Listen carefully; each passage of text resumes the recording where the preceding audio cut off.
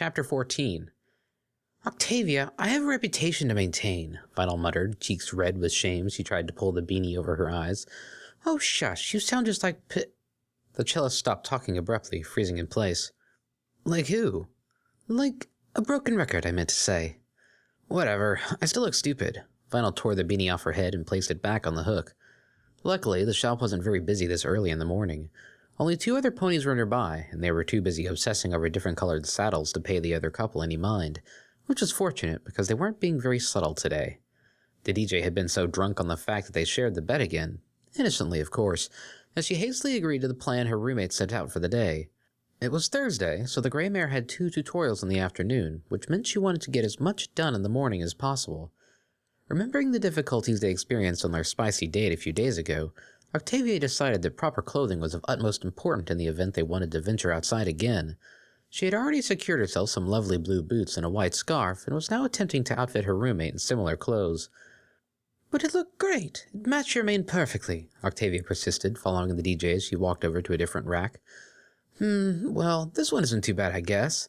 Vinyl plucked a grayish beanie from a hook and pulled it over her head. Most of her mane still stuck out from underneath it in a spiky mess, making her look rather cute. Octavia didn't dare say as much out loud, of course. Pretty sexy, huh? Said Vinyl.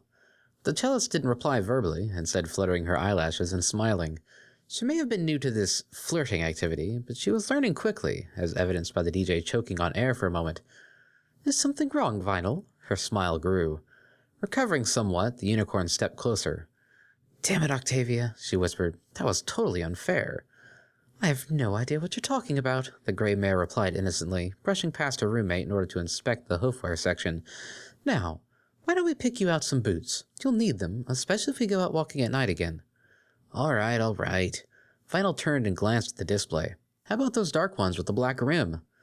Rather droll, don't you think? Besides, I expected more colorful choices from you. But gray and black are my favorite colors, the DJ replied defensively.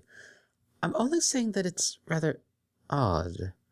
Octavia trailed off, and when Vinyl looked to see why, she found the cellist smirking knowingly at her. What? Vinyl frowned. You're very sweet, but I don't mind if you want to pick brighter shades. Really, they would suit you better. Huh? It was Octavia's turn to frown in confusion. Do you mean you're not doing this on purpose? Doing what? The DJ was getting rather bewildered at the odd behavior of her roommate. Her perplexed look giving way to a soft smile, she waved her hoof slightly to dismiss the issue. Oh, Vinyl, you're even sweeter than you realize. Don't worry about it. Okay. Vinyl turned her attention back to the boots. Screw it. I'm going to get these and I don't want to hear a word against them. Not a word. On the short trip to the counter, Octavia seemed to stay closer than was really suitable in a public environment, yet Vinyl couldn't quite summon the motivation to step away, as if standing next to each other in front of a shopkeeper was going to get them in trouble. Still, she hated how her first thought was of what other ponies might think. That kind of restriction was something she hadn't experienced in years. Her time in high school had affirmed her self-confidence to the point where very little could shake her. But now she had a weakness. A gorgeous, incredible, amazing weakness, but a weakness nonetheless. Octavia was the chink in her armor, the soft spot in her psyche. She was simultaneously the most valuable and the most vulnerable part of her. So now she had to worry about what other ponies would think, for Octavia's sake. Before, she could ignore the opinions of others on the basis that she had no pony to answer to but herself. Her parents had long given up, and she had no siblings. It was sort of why she became so self-assured in the first place, despite her failings. The world expected nothing from her, so nothing bothered her. This weakness, she realized, was an inherent part of what she now shared with Octavia. Whatever it was absolutely crucial. It was this gap in her protection that allowed her to feel the way she did. Vinyl paid for the clothing on autopilot, still deep in thought. They exited the shop and stood for a moment in the street, letting the steadily growing crowd shuffle by. It didn't take Octavia long to realize something was wrong when her DJ didn't say anything. Vinyl, are you all right? She asked, more than a little bit concerned at the uncharacteristic silence. Huh? Oh, yeah, I'm fine. The unicorn seemed to come out of a daze, quickly donning a grin that put her roommate's heart at ease. Is there anywhere else you want to visit before we go home? Home, as in our home, that we share together, home. Nah, let's head back. I'm sick of sharing you with the rest of the world, replied the DJ, cheering internally at the blush on Octavia's cheeks. It usually meant that she would be treated to an extreme close-up of those pretty amethyst eyes as soon as they got through the door, which, the fluttering in her chest admitted, was quickly becoming her favorite hobby. It was fortunate, then, that the cellists seemed just as enthusiastic about their latest shared activity, because kissing was extremely fun. Staying up into the early hours of the morning, holding each other tightly, with nothing but the soft sounds of lips against each other to disturb the peace. It was magical. More magical than actual magic. As they walked back through the streets of Manhattan, Octavia seemed to accidentally bump her hips against vinyls a lot more than usual. It wasn't much, but it pushed the DJ's mind into uneven terrain. It was a topic that was bound to come up sooner or later, and she guiltily admitted to herself that she wasn't exactly trying to stop thinking about it. Just kissing was so fun. But those were dangerous waters to tread. Vinyl buried the thoughts under a pile of worries and did her best to ignore them for the time being. Her cellist trotted along merrily, completely oblivious to the impure thought processes transpiring in the white pony beside her. As they entered and traversed the university campus, Octavia snuck a glance at Vinyl, who was still grinning at something unseen. The cellist knew, on some level, that she didn't really have to sneak glances anymore, and that Vinyl probably wouldn't mind in the slightest if she asked to spend the rest of the day, the year, my life, eternity, just studying her every facial feature. The only thing that stopped her was the ever-present fear of creeping her roommate out. Sure, she had gotten away with a lot of things lately, but there was no reason to push the boundaries. Vinyl hadn't even said a word when she woke up and saw Octavia sheepishly pushing her bed against the DJ's so they'd have more room to roll around in during their experiments, as she liked to call them. Because that's what they were, really. She needed to find out if it was possible to kiss a pony until they could no longer articulate thoughts. It was, but further study was needed. Octavia was good at studying. And so the cellist found herself wearing a grin not unlike the one on the unicorn beside her, while entertaining some thought processes that were also not far removed from her roommates. As they wandered down the path leading to the student village, the two ponies noticed a particular secret waitress stepping out of their building. She spotted them immediately and trotted over, blue and pink mane mobbing with each step. Vinyl tensed up and edged slightly closer to Octavia on instinct. For her part, the cellist summoned a warm smile while simultaneously mentally preparing herself for what could be a battle of words. "Octavia, I was looking for you," said Bonbon as she drew to a halt in front of them. "And, hi, Vinyl."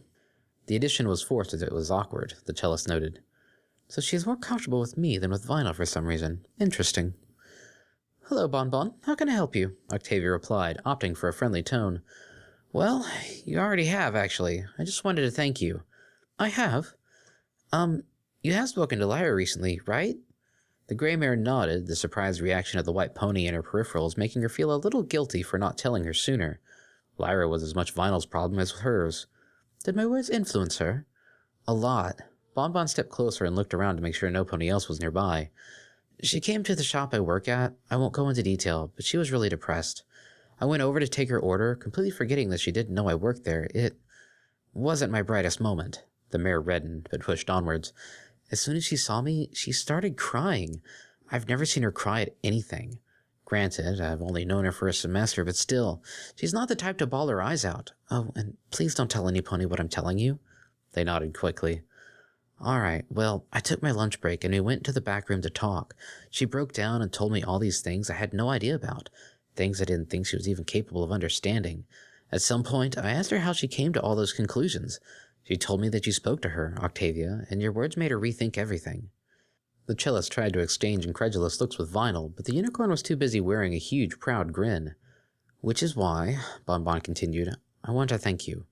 Honestly, I think you've saved the best friendship I've ever had. I can never repay you." Octavia was beginning to realize that Vinyl wasn't the only pony who was more complex than they appeared. It seemed every pony had their own stories, and even if she didn't quite understand them, she could at least be happy she helped them. But there was one little problem.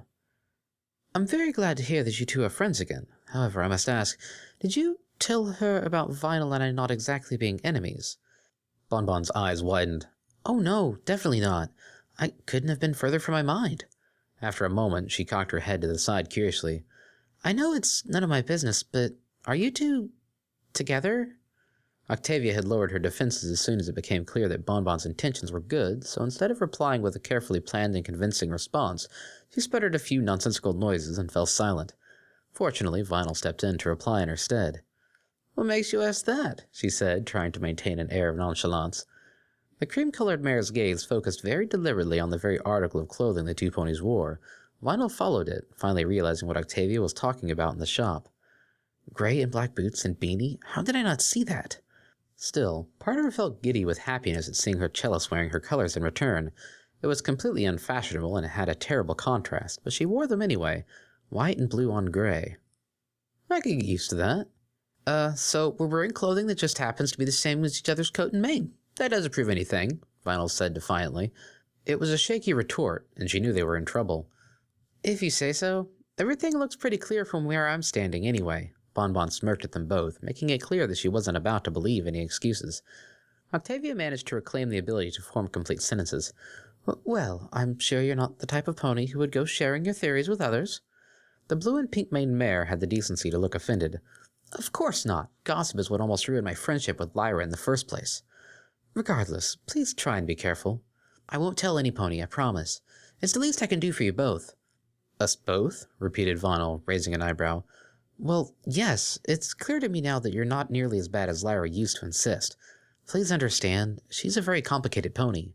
Bonbon had a strained expression, as if desperate to make Vinyl see Lyra differently. We didn't mean anything by the jokes we made in class, I swear. She was a different pony, and I don't really have an excuse. I thought they were funny, but we're still sorry, though. Vinyl thought it over for a few moments, then broke into a grin. Ponies who held grudges never got far in the world, she reckoned. Don't worry about it.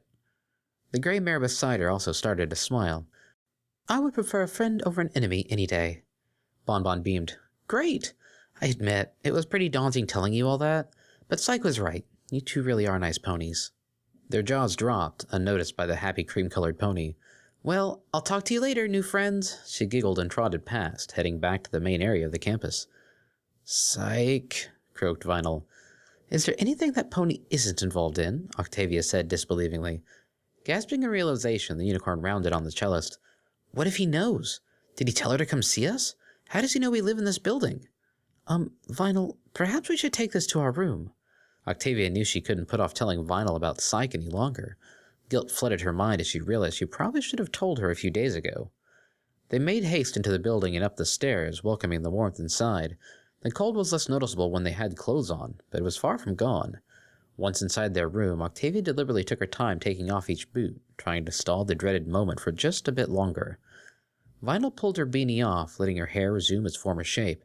She slipped off the boots and approached her roommate slowly. In any other circumstance, she would move in for a kiss, but she was far too worried to be in the mood.